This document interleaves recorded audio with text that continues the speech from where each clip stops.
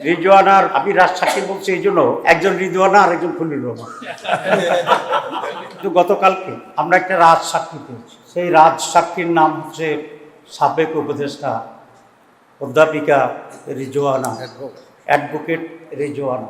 তিনি একটা সাংবাদিকের সাথে কথা বলে এটা প্রকাশ করেছেন যে আমরা যারা তার ভাষা নারীদের উপযুক্ত অধিকারকে নিশ্চিত করতে পারে নাই, তারা বিরোধী দলে থাকলেও আমরা কিন্তু তাদেরকে মূলধারা বা প্রধান শক্তি হিসাবে আমরা আসতে দিই। তাহলে বোঝা যায় আমরা যে ইলেকশন ইঞ্জিনিয়ারের যে কথা আসছিল বা আসছে, সেটাকেই উনি নিজেই স্বীকার করে রাজসাক্ষী হয়েছে। আমরা এখন এটাকে জানতে চাই ওনার কাছে বা তৎকালীন তত্ত্বাবধায়ক সরকারের কাছে এবং আজকের সরকারের কাছে, যে তারা তাদের যোগসাজশে কি ইঞ্জিনিয়ারিংয়ের মাধ্যমে বাংলাদেশ জামাত ইসলামীকে মূলধারা বা প্রধান দল হিসাবে মেজরিটি পেতে তারা বাধাগ্রস্ত করেছে এবং স্বীকৃতি দেয়।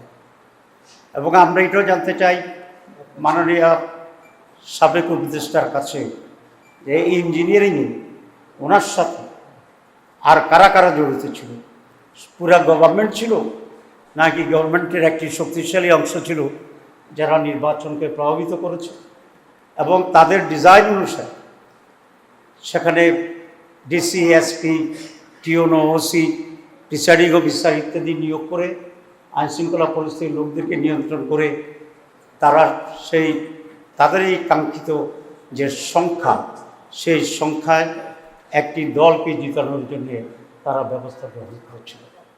জাতির কাছে এটা স্পষ্ট করতে হবে। এবং আমি এই সরকারের কাছে দাবি জানাবো রিজওয়ানা আহমেদকে, তারা রিজওয়ানা হাসানকে তারা কীভাবে জিজ্ঞাসাবাদের আওতায় আনবেন এবং আওতায় এনে তার কাছ থেকে পরিষ্কার যে সিচুয়েশন তিনি তৈরি করেছিলেন সে সম্পর্কে ওনারা জানবেন, আমাদেরকে জানাবেন, দেশবাসীর কাছেও এটা পরিষ্কার করবেন। আমরা নির্বাচনের আগেও কয়েকজন উপদেষ্টার ব্যাপারে অভিযোগ এনেছিলাম এবং আপনারা দেখেছেন ইন্টারিম গভর্নমেন্ট নিজেকে তত্ত্বাবধায়ক সরকারের সমপর্যায়ে নিরপেক্ষ সরকার হিসেবে প্রতিবাদ করেছিল এবং সে ভূমিকায় তারা আছে সেটা তারা বলার চেষ্টা করছিল। এবং একটি নীতিগত কথা ছিল যে ইন্টারিম গভর্নমেন্টে যারা দায়িত্বে থাকছেন উপদেষ্টা হিসেবে, তারা কোনো সরকারে দলীয় সরকারে তারা কোনো ধরনের অংশগ্রহণ করবেন না, কোনো মন্ত্রিত্ব গ্রহণ করবেন না। কিন্তু শুরু থেকেই আমরা একজন ব্যক্তিকে ইন্টারিম গভর্নমেন্টের যিনি আমাদের প্রতিরক্ষা উপদেষ্টা ছিলেন, তিনি প্রথম দিনেই খলিল রহমান সাহেব পররাষ্ট্রমন্ত্রী হিসেবে শপথ গ্রহণ করছেন, যেটা তিনি তার আগের শপথের পরিপন্থী কাজ করেছেন। এখানে এটা স্পষ্ট যে খলিল রহমান ছিল লন্ডন কনস্পিরেসির প্রধান নেতা এবং সেখান থেকে তিনি সরকারকে মোটিভেট করে ষড়যন্ত্র করে বর্তমান যারা সরকারে আছেন তাদেরকে সুবিধা দেওয়ার জন্যই উনি অব্যাহতভাবে কাজ করেছিলেন এবং তার সেই কাজের পুরস্কার হিসেবে উনি পররাষ্ট্রমন্ত্রীর এই রিওয়ার্ডটা উনি পেয়েছেন। এতে আমি বিস্মিত হয়েছি বিএনপির ব্যাপারেও, কারণ বিএনপি কি এতই তার লোকজনের সংকট আছে যে একজন বিতর্কিত ব্যক্তি যিনি ইন্টারিম গভর্নমেন্টে থাকার সময়ে বিএনপির নেতা সালাউদ্দিন সাহেবই তার বিরুদ্ধে বক্তব্য রেখেছিলেন এবং তাকে সরকারের থেকে বের করে দিতে বলেছিলেন।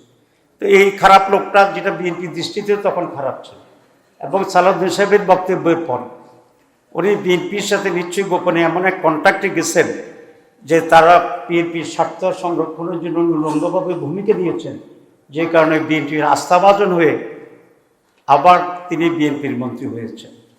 কারণ নিশ্চয়ই বিএনপির সাথে ওনার এমন এক কমিটমেন্ট ছিল, বা ওনার সাথে বিএনপির এমন এক কমিটমেন্ট ছিল যে উনি ইন্টারিম গভর্নমেন্টে থেকে বিএনপিকে হেল্প করবে নির্বাচনে, আর বিএনপির সরকার গঠন করলে ওনাকে মন্ত্রী বানাবে।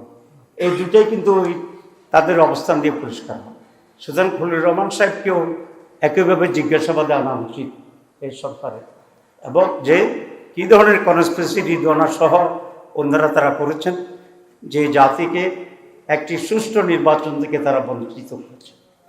কারণ একটি সুষ্ঠু নির্বাচন এই জাতির জন্য অত্যন্ত প্রয়োজন ছিল তাদের মনের আকাঙ্ক্ষা ছিল, তাদের দাবি ছিল, কারণ গত 56 বছরে এই জাতি কোনো নির্বাচন পায়নি।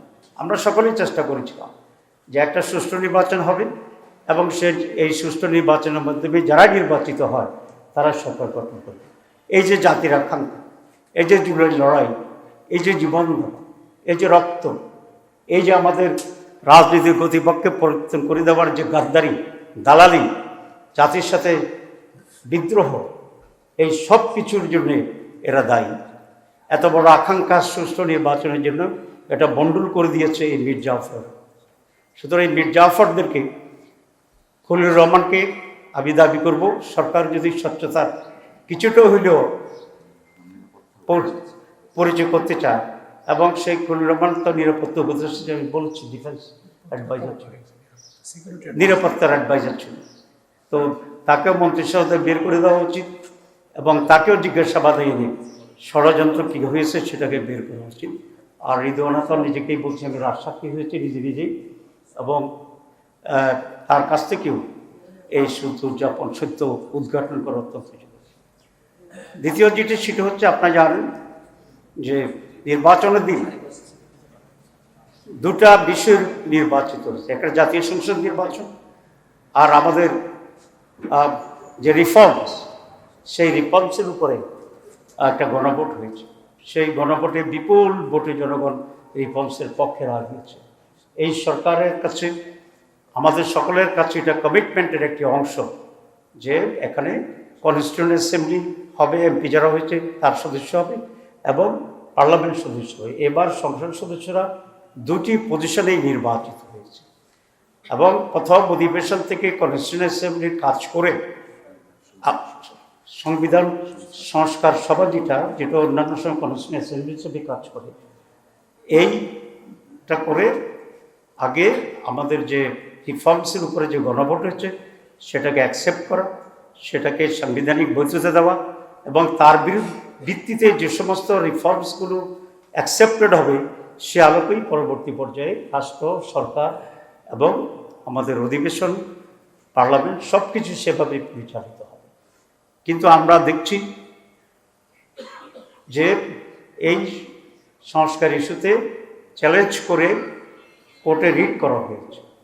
আসলে কোনো সরকারের ইঙ্গিত ছাড়া এ ধরনের রিট হওয়ার কোনো সম্ভাবনা অতীতে আমরা দেখছি ছিল না। সুতরাং এই সরকার নানাভাবেই সংস্কার যে কমিটমেন্ট সেখান থেকে সরে আসার জন্য নানা খুচরা খাস্তা মানুষ দিয়া রিটের নামে এটাকে ডিলে করাচ্ছে। এবং খুবই আনফর্চুনেট হচ্ছে এই যে আমরা আইনের শাসনের কথা বলছি এবং কোর্টকে আমরা স্বাধীন করার জন্য দীর্ঘদিন ধরে আমরা সংগ্রাম করছি এবং সেটাকে স্বাধীন করা হয়েছে। কিন্তু স্বাধীন হইলেও কতিপয় জাজেরা মানসিকভাবে নিজেরা স্বাধীন হতে চায় না। সেই জন্য সরকারের ডিকটেশনে এখনও তারা জনগণের স্বার্থের বিরুদ্ধে রায় দিচ্ছে। যে রায় তারা দিয়েছে এটার বিরুদ্ধে আমরা আবার আইনি লড়াই করব, সাথে সাথে জনগণকে সংগঠিত করে পার্লামেন্টে এবং পার্লামেন্টের বাইরে আমরা এর বিরুদ্ধে জনমত গড়ে তুলব এবং সরকার এটা নৈতিক দায়িত্ব যে সংস্কারের উপর গণভোট হয়েছে, জনম্যান্ডেটকে, যে কারণে তারা সকল মেজরিটি, সকল আজকে কেন বলছি এর জন্য আমরা বলি নাই, আজকে সকল বলছে এর জন্য বিরাট এক সাক্ষী পাওয়া গেছে যে যারা নিজেরাই বলছে যে আমরা ইঞ্জিনিয়ারিং করে ইলেকশন জামাত ইসলামীকে আমরা মেজরিটি হতে দেই নাই। বেশ কিছুদিন পরেই আমরা একটা ফর্মাল সাংবাদিক সম্মেলন করছি, যদিও প্রায় প্রতিদিনেই নানাভাবে প্রেস ব্রিফিং করা হচ্ছে আমাদের অনগোয়িং সিচুয়েশনে। আমাদের 12ই ফেব্রুয়ারি যে নির্বাচন